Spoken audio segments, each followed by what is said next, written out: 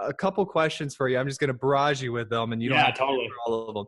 Okay. Like when did you notice that what was the feeling like? When did you notice that it started to do well and take off and grow? And then how did you begin to resource yourself? Tons of books, grabbing smart people, just a little bit about that. Yeah, absolutely.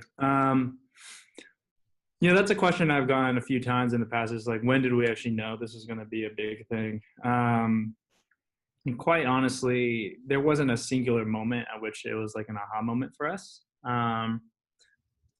When we started the company, before we launched as DoorDash, we're actually called Palo Alto Delivery.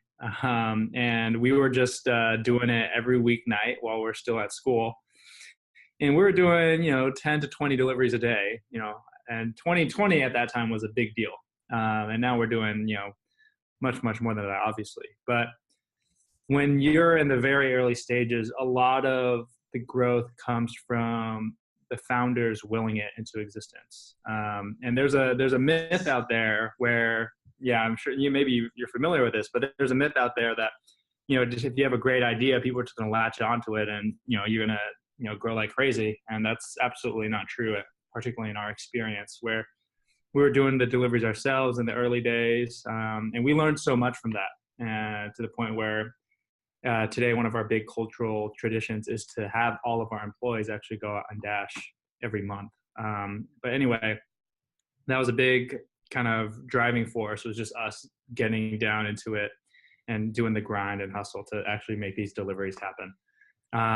And in terms of how I kind of caught up with it and how I was able to scale with the growth as we saw it coming in, I think a lot of being able to scale and grow, first of all, you have to be willing to put yourself in an uncomfortable and chaotic environment.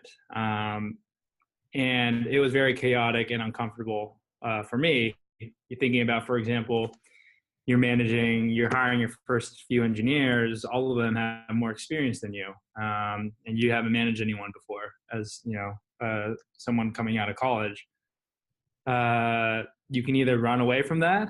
You can either say, hey, I think we need someone more experienced, which to be honest is not always the wrong call, but just even being willing to dive in and say, hey, I got this, and I'm going to figure it out.